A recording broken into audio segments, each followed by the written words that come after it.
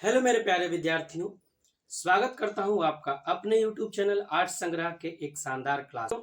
आज हम पढ़ने वाले हैं हिंदी पद्य खंड के पहले अध्याय कड़वक को। जैसा कि मैंने आपको बताया था कि आपका जो भी क्लास हिंदी का होगा, बुक का चाहे इंग्लिश बुक, दोनों का जो क्लास होगा वो वीडियो के रूप में ही आपको मिलेगा। ठीक है, तो देखिए हम जो भी अध्याय है उसको कैसे पढ़ेंगे और हम आपको कैसे पढ़ाएंगे। तो देखिए जो भी आपका जो अध्याय होगा उसको हम 4 पार्ट में पढ़ेंगे। पहले पार्ट में हम जानेंगे लेखक परिचय और जो भी अध्याय है उसका मुख्य बात, क्योंकि जो भी आपके परीक्षा में ऑब्जेक्टिव आता है वो ज्यादातर लेखक परिचय और अध्याय का जो मेन बिंदु मुख्य पॉइंट होता है उससे आता है। ठीक, दूसरा हम देखेंगे जो भी कविता रहेगा उसका अर्थ। तीसरे में हम देखेंगे जो वस्तुनिष्ठ प्रश्न होगा वो, और चौथे में हम देखेंगे आपका शॉर्ट और लॉन्ग क्वेश्चन। इस तरीके से आपका प्रत्येक अध्याय खत्म किया जाएगा ताकि आपकी ओवरऑल तैयारी हिंदी और इंग्लिश की काफी अच्छे तरीके से हो जाए। तो चलिए हम पहले अध्याय को शुरू करते हैं। आपका जो पहला अध्याय है काव्य खंड का वो है कड़वक, जिसके रचयिता है मलिक मोहम्मद जायसी। तो सबसे पहले लेखक परिचय और अध्याय के मुख्य बातें हम जानेंगे। तो देखिए जो मलिक मोहम्मद जायसी हैं उनका जन्म 15वीं सदी के उत्तरार्ध में 1492 ईस्वी में हुआ था। कब हुआ था? 15वीं सदी के उत्तरार्ध में 1492 ईस्वी में। ठीक, और निधन जो है उनका अनुमानतः 1548 ईस्वी में हुआ था। निवास स्थान कहाँ था, मतलब मलिक मोहम्मद जायसी रहते कहाँ थे? तो मलिक मोहम्मद जायसी रहते थे जायस कब्र, अमेठी, उत्तर प्रदेश। अमेठी जहां से अभी स्मृति ईरानी जो है सांसद हैं और जहां से राहुल गांधी भी क्या होते हैं, लड़ते हैं। मतलब राहुल गांधी का जो है वो पैतृक सीट कहा जाता है अमेठी। ठीक है, तो मलिक मोहम्मद जायसी का जो जन्म हुआ था, निवास स्थान था, वो कहाँ था? अमेठी में, जायस कब्र अमेठी।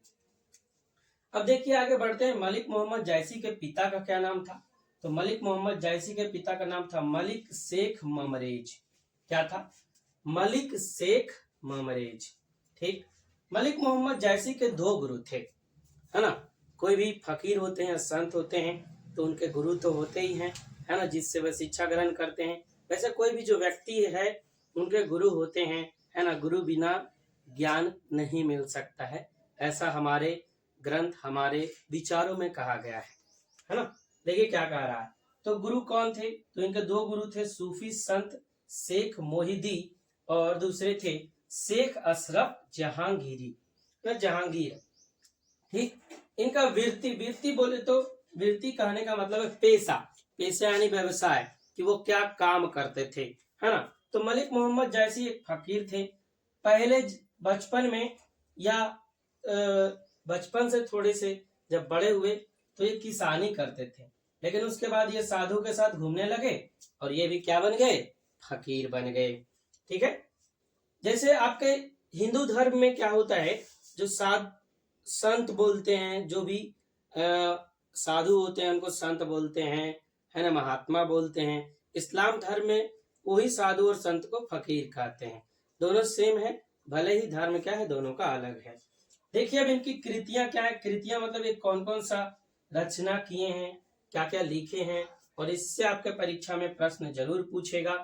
तो देखिए इनका जो कृति है वो है पद्मावत, अखरावट, आखिरी कलाम, चित्र रेखा, कहरनामा, चंपावत, होलीनामा और इरावत। तो कितना हो गया टोटल? 1 2 3 4 5 6 7 8। ठीक है ना। तो ये इनका मुख्य 8 कृति है। क्या क्या एक बार फिर से देख लेंगे। पद्मावत, अखरावट, आखिरी कलाम, चित्र रेखा, कहरनामा, चंपावत, होलीनामा, इतरावत। ठीक है, तो ये कवि का जो है वो परिचय था कि कवि का जन्म कहाँ हुआ, उनका निवास स्थान कहाँ है, कब जन्म लिए, कब मरे, उनका पेशा क्या था, उनकी कृतियां क्या थी। अब थोड़ा सा ये जो अध्याय है इंट्रोडक्शन, परिचय के बाद नीचे और भी बहुत कुछ लिखा होता है कवि के बारे में, तो उसकी मुख्य बातें जानते हैं जिससे आपके परीक्षा में ऑब्जेक्टिव क्वेश्चन आता है। तो देखिए पहला क्या कर रहा है, प्रेम खयानक काव्य लिखने वाले कवि, है ना। ये जो कवि थे मलिक मोहम्मद जायसी, ये प्रेम खयानक के कवि थे। आपसे ऑब्जेक्टिव परीक्षा में ऑब्जेक्टिव क्वेश्चन में पूछ देता है कि मलिक मोहम्मद जायसी कैसे कवि थे, ऑप्शन दे देगा, उसमें एक ऑप्शन आपको प्रेम खयानक भी मिलेगा, है ना। तो आपको ये ही मारना है। इसके अलावा इनका काव्य लेखन क्या था, मतलब किस भाषा में लिखते थे, तो मलिक मोहम्मद जायसी जो है वो अवधी भाषा में लिखते थे। किस भाषा में, अवधी भाषा में। मलिक मोहम्मद जायसी को प्रेम का पीर कवि कहा जाता है। आपसे ऑब्जेक्टिव क्वेश्चन में ऐसे भी पूछ लेता है कि प्रेम का पीर कवि किन्हें कहते हैं, तो किन्हें कहते हैं, मलिक मोहम्मद जायसी। आगे देखिए, मलिक मोहम्मद जायसी जो थे उनको चेचक हो गया था, जिसके कारण वो रूपहीन हो गए थे तथा मलिक मोहम्मद जायसी जो थे एक आंख से अंधा भी थे और एक कान से उनको सुनाई भी नहीं देता था। और ये जो आपका चैप्टर लिया गया कड़वक, ये जो है ये मलिक मोहम्मद जायसी का एक ग्रंथ है पद्मावत, वहीं से लिया गया है। इस पद्मावत जो ग्रंथ है इसमें चित्तौड़ के राजा नरेश और सिंहल देश मतलब श्रीलंका, अभी जिसको हम श्रीलंका बोलते हैं पहले उसको सिंहल द्वीप या सिंहल देश कहा जाता था। तो सिंहल देश की जो राजकुमारी थी पद्मावती, है ना, उसका प्रेम कथा मिलता है किसमें, पद्मावत में, जिसपे आप फिल्म भी बना है पद्मावत, जिसमें दीपिका पादुकोण थी, आपको भी पता है। चलिए, तो ये तो कवि का परिचय था। अब थोड़ा सा कवि जो दो कड़वक लिखे हैं, दो पंक्ति लिखे हैं, उनके बारे में जानते हैं कि पंक्ति में आखिर कवि आपको क्या क्या बतलाना चाह रहे हैं, है ना। तो देखिए, पहला जो कड़वक है, कड़वक फर्स्ट, और दूसरा कड़वक सेकेंड। तो पहला पंक्ति में कवि क्या कह रहे हैं, तो पहले कड़वक में कवि अपने आप को विनम्र स्वाभिमान के साथ अपनी रूपहीनता और एक आंख के अंधेपन को प्रकृति के चीजों से जोड़ने का काम कर रहे हैं।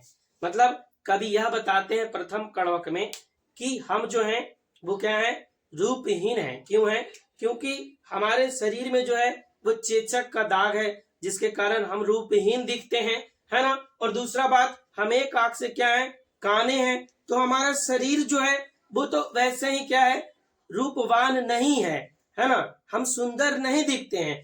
तो अपने आप को कवि जो है वो प्रकृति में जो जो सुंदर नहीं है लेकिन उसका जो गुण है उसकी चर्चा करके अपने आप की तुलना प्रकृति के चीजों से करते हैं। अब प्रकृति के किस किस चीज से तुलना करते हैं, तो सबसे पहले चंद्रमा से करते हैं और ये बताते हैं कि भाई चंद्रमा में क्या है, दाग लगा हुआ है, लेकिन फिर भी चंद्रमा जो है वो पूरी दुनिया को क्या करता है, उजाला पहुंचाता है ना। दूसरा बता रहे हैं, आम के फूल से तुलना कर रहे हैं अपने आप की, दर्पण से कर रहे हैं, सोना से कर रहे हैं। तो ये सभी चीज की तुलना अपने आप से करते हैं और अपनी ओर हमारा ध्यान या आपका ध्यान खींचने का प्रयास करते हैं। तो ये तो प्रथम कड़वक का बात था। दूसरे कड़वक में कवि यह बताते हैं और कि हम यह कविता आखिर क्यों लिख रहे हैं, है ना। ये कविता लिखने का उद्देश्य मेरा क्या है, ये कविता हम कैसे लिख रहे हैं, तो बताते हैं कवि कि हम कविता इसलिए लिख रहे हैं ना, क्योंकि हमें इस दुनिया में लोग जाने कि भाई हम भी कोई आदमी थे कवि, है ना। और दूसरा बताते हैं कि हम कविता कैसे लिख रहे हैं, तो बता रहे हैं कवि कि हम कविता रक्त की लेई लगा करके लिख रहे हैं, है ना। रक्त क्या होता है, खून, है ना। अब देखिए आपका क्या है, लेई का काम क्या होता है, लेई किसी भी चीज को साटने का काम करता है। और ये भी क्या कर रहे हैं, तो रक्त की लेई लगा करके खून से उस कविता को जोड़ने का काम कर रहे हैं। तो कवि बता रहे हैं कि हम जो कविता लिख रहे हैं या रक्त की लेई लगा करके लिख रहे हैं, और इसलिए लिख रहे हैं ताकि हमको भी भाई दुनिया में कोई जान सके, है ना। और इस कवि दूसरे कड़वक में और क्या क्या बता रहे हैं, तो दूसरे कड़वक में राजा जो है रतन सेन की चर्चा किए हैं, पद्मावती रानी के बारे में बताए हैं, है ना। और फिर यह बताते हैं कि आज भाई जब हम कविता लिख रहे हैं तो न आज तो रतन सेन है, न पद्मावती रानी है, न अलाउद्दीन खिलजी है, कोई नहीं है, लेकिन भाई उसका नाम है ना, कोई नहीं है लेकिन उस व्यक्ति का नाम है ना। और ये बताते हैं कि व्यक्ति जो है मरने का तो मर जाता है, लेकिन वही व्यक्ति दुनिया में हर एक समय जिंदा रहता है जिसका इस दुनिया में नाम है, इस दुनिया में यश है। आप लोग गाना भी सुने होंगे, है ना, कि जिंदगी एक किराए का घर है, एक न एक दिन बदलना पड़ेगा, है ना। ये जिंदगी क्या है, किराए का घर, एक दिन तो सब चला जाएगा, लेकिन बचेगा क्या, बचेगा उसका नाम, उसका शोहरत, उसकी प्रसिद्धि, है ना। आज बाबा साहब अम्बेडकर को आप जानते हैं, क्यों जानते हैं, क्योंकि वो इस देश के संविधान को लिखे हैं, वो अपने अपना नाम इस दुनिया में बना के चल गए। तो भारत देश जब तक रहेगा उनका नाम क्या रहेगा, हमारे देश में रहेगा, है ना। इसके बाद क्या बताते हैं, इसके बाद जो है लास्ट पंक्ति में यह बताते हैं कि कोई भी व्यक्ति यश कीर्ति प्रसिद्धि को ना तो खरीद सकता है ना तो बेच सकता है ना। यश कीर्ति या प्रसिद्धि उसको कोई नहीं खरीद सकता, है ना। कोई कोई व्यक्ति को आप जानते होंगे, वो कहते हैं भी कि आप हमसे सब कुछ ले लो, है ना, सब कुछ ले लो, लेकिन मेरा नाम ही काफी है जिससे मेरे पास सब कुछ क्या होगा, आ जाएगा। तो वही कह रहे हैं लास्ट पंक्ति में जो कवि है कि यश कीर्ति ये कोई न किसी से छीन सकता, ना ही इसको कोई खरीद सकता है, ना ही कोई बेच सकता है ना। और एक बात और कहते हैं क्या, कि फूल का तुलना करते हैं आदमी से, कि फूल वैसा सुगंधित फूल, फूल तो मर जाता है, झड़ जाता है, उसका पंखुड़ी टूट जाता है, लेकिन फूल का सुगंध बरकरार रहता है। उसी तरीके से जो गुणवान व्यक्ति होता है, जो प्रसिद्ध व्यक्ति होता है, जो नामी व्यक्ति होता है, वो मरने का तो मर जाता है, लेकिन उसका नाम इस दुनिया में हमेशा रहता है। तो ये दो पंक्ति के माध्यम से कवि पहले पंक्ति में, है ना, अभी बताया पहले पंक्ति में क्या क्या बताए हैं, तो अपनी तुलना प्रकृति की चीजों से किए हैं। दूसरे पंक्ति में, दूसरे कड़वक में बताए हैं कि हम ये कविता क्यों लिख रहे हैं, और उसमें रतन सेन ये सब जो 3-4 पात्र हैं उनके बारे में, 3-4 जो शासक हैं उनके बारे में बताए हैं। इसके बाद व्यक्ति के बारे में बताएं कि व्यक्ति इस दुनिया में सब दिन कैसे जिंदा रह सकता है ना। तो व्यक्ति का तो शरीर जिंदा नहीं रह सकता, लेकिन उसका नाम हमेशा जिंदा रह सकता है। ठीक है, तो ये था आपका कवि का परिचय और कड़वक जो आपके अध्याय का पहला, आपके किताब का पहला अध्याय है ना, उसका चर्चा, लेखक परिचय और जो कविता है उसकी मुख्य बातें। अगले क्लास में हम देखेंगे ये जो कविता है दोनों कड़वक, उसके अर्थ को, है ना। तो चलिए आज के लिए इतना ही। आई होप आपको क्लास अच्छा लगा होगा। अच्छा लगा तो आप लोग लाइक कीजिए और अपने दोस्त को शेयर जरूर कीजिए, और चैनल को आप सब्सक्राइब कर लीजिए यदि आपको क्लास अच्छा लगा होगा तो। और यहाँ तक आप पहुंचे हैं तो उसके लिए आपका धन्यवाद। मिलते हैं आपसे फिर नेक्स्ट क्लास में, तब तक के लिए जय हिंद, वंदे मातरम। खुश रहें, तंदुरुस्त रहें, मस्त रहें, और प्रत्येक दिन क्लास करते रहें। और लाइव जो क्लास है हिंदी इंग्लिश का ग्रामर का, वो हमारे इंग्लिश मस्ती रवि यूट्यूब चैनल पे चलता है, तो आप उस चैनल को भी सब्सक्राइब कर लें। और इंग्लिश मस्ती रवि हमारा टेलीग्राम चैनल भी है, उसको भी आप क्या करें, ज्वाइन कर लें। ठीक है विद्यार्थियों, तब तक के लिए बाय बाय।